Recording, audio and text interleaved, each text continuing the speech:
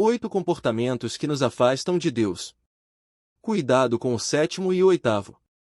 Sabe qual é a única pessoa que pode te impedir de viver perto de Deus e de conquistar tudo aquilo que Ele quer para a sua vida? Você. Não é aquela pessoa que faz questão de ser uma pedra no seu sapato, não é o patrão que não te dá oportunidades, nem mesmo o diabo. Quando nós temos o desejo genuíno de nos aproximarmos de Deus, nada nem ninguém pode nos afastar dele. Apesar disso, existem algumas atitudes erradas que nós podemos ter e que nos afastam de Deus e da sua vontade para nós. Evite os seguintes comportamentos se você quer ficar bem perto de Deus. Primeiro, preguiça. Deus é um Deus de ação e por isso Ele se alegra quando vê que damos passos de fé e estamos prontos a agir. A Bíblia fala claramente contra a preguiça e o mal que ela pode causar nas nossas vidas. A preguiça não prejudica apenas o nosso desenvolvimento pessoal e financeiro, mas pode ser fatal para a nossa vida espiritual. Por exemplo, a preguiça pode nos impedir de orar e de ler a Bíblia, o que nos deixa frios espiritualmente, ou seja, mais distantes de Deus. Faça um esforço, estabeleça um plano e separe um tempo para orar e ler a palavra. Não é sábio querer começar orando e lendo a Bíblia durante 2 horas, mas comece com 10 minutos por dia e vá aumentando aos poucos. Com o passar do tempo, Deus vai trabalhar na sua vida e você vai se sentir mais forte e mais perto dele. Segundo, fofoca. A fofoca é falar sobre aspectos da vida de uma ou mais pessoas sem o seu consentimento. Pode ser revelar segredos de alguém ou até mesmo inventar histórias sobre outras pessoas. Essa atitude normalmente causa discórdia e desunião entre as pessoas, e por isso é um pecado perante Deus. Por esse motivo, a Bíblia nos adverte a não fofocar e a evitar pessoas fofoqueiras. Mesmo que uma pessoa esteja cometendo um erro, falar sobre isso nas costas com outras pessoas não vai ajudá-la nessa situação. Deus conhece a intenção do nosso coração e, se queremos realmente ajudar, podemos falar diretamente com a pessoa, ou então simplesmente orar por ela. Se as nossas palavras não servem para edificar, é melhor não dizer nada. Terceiro, inveja.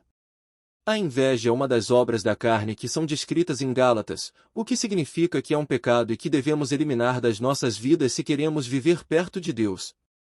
Ter inveja de alguém é querer ter algo que não é nosso, e isso muitas vezes causa um sentimento de desgosto quando alguém é bem-sucedido em determinada área da sua vida. Um dos segredos da felicidade, e a melhor forma para combater a inveja, é o contentamento. Devemos dar graças a Deus em todas as circunstâncias e não cobiçar as conquistas dos outros. Isso não significa que você não deve lutar para melhorar as suas condições de vida, mas que você tem que aprender a glorificar a Deus mesmo quando as coisas não correm do jeito que você gostaria. Quarto, egoísmo. Alguém já te disse, o mundo não gira à sua volta? Se a resposta é sim, provavelmente você estava tendo um comportamento egoísta. O egoísmo faz com que pensemos apenas em nós próprios e não nos preocupemos com aqueles que estão à nossa volta. O oposto de egoísmo é altruísmo e Jesus é o maior exemplo altruísta que podemos ter.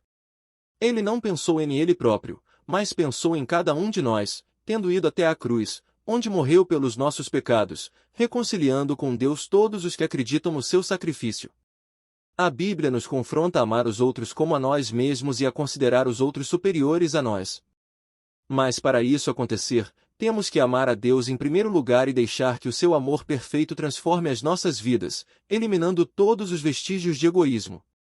Quinto, ganância. A Bíblia é muito clara, o amor ao dinheiro é a raiz de todos os males. Algumas pessoas interpretam erradamente esta passagem bíblica, dizendo que o dinheiro é a raiz de todos os males. Mas ter dinheiro não é o problema. O dinheiro é algo neutro. Pode ser usado para fazer coisas boas ou más. A Bíblia fala de vários homens com temor a Deus que eram bastante prósperos em termos de bens, como Jó e Abraão. O problema é quando nós amamos o dinheiro em primeiro lugar e não a Deus. O próprio Jesus disse que não é possível servir a Deus e ao dinheiro. Quando nós amamos o dinheiro, Deus perde a importância nas nossas vidas. Algumas das maiores atrocidades cometidas neste mundo são cometidas por causa do amor ao dinheiro. Ame a Deus acima de todas as coisas e não deixe o dinheiro controlar a sua vida e sentimentos e dessa forma você estará mais próximo de Deus. Sexto, ira descontrolada. Um momento de descontrole e ira pode ser suficiente para destruir vidas, a sua e a de outras pessoas. A ira em si não é um pecado, porque a Bíblia diz que é possível nos irarmos sem pecar. Há momentos na nossa vida em que é normal nos irarmos com alguma situação. Até Jesus se irou quando viu que os mercadores faziam negócio na casa do seu pai. O grande problema é quando a ira vem de forma prolongada e descontrolada. Quando a ira controla nossa vida, nos afastamos de Deus. A mansidão é um dos aspectos do fruto do Espírito e através dela nós podemos impedir que a nossa ira se transforme em pecado. A palavra de Deus manda que sejamos pacificadores e mansos com as pessoas à nossa volta. 7. Imoralidade sexual. O nosso corpo é o templo do Espírito Santo e quando praticamos algum tipo de imoralidade sexual estamos pecando contra o próprio corpo, profanando a moradia do Espírito Santo e causando uma separação em relação a Deus. A imoralidade sexual consiste em pecados sexuais.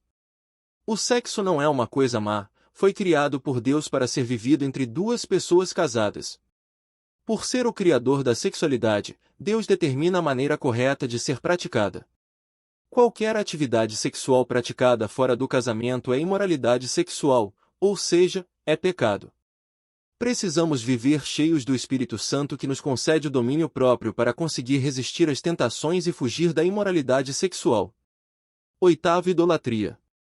Muitas pessoas não entendem o conceito de idolatria, dizendo que idolatria é apenas o ato de adorar alguma imagem ou outro Deus. Mas a verdade é que a idolatria pode ser algo bem mais sutil, e por isso mais perigoso. Idolatria é colocar alguma coisa ou alguma pessoa no lugar de Deus. Um ídolo não necessariamente é uma estátua, pode ser o seu pai, mãe, marido, esposa, filho, filha, pastor, etc. Qualquer pessoa que assume a importância que só Deus merece ter está originando idolatria nas nossas vidas. Podemos não nos curvar fisicamente perante outros deuses ou estátuas, mas muitas vezes colocamos a nossa esperança e a nossa confiança em coisas que não são Deus, como a estabilidade financeira ou mesmo a família. Deus não divide a sua glória com ninguém, por isso coloque Deus sempre em primeiro lugar na sua vida e Ele acrescentará todo o resto que você precisar. Para refletir. Depois de ler estes defeitos, será que há algum que faz parte da sua vida?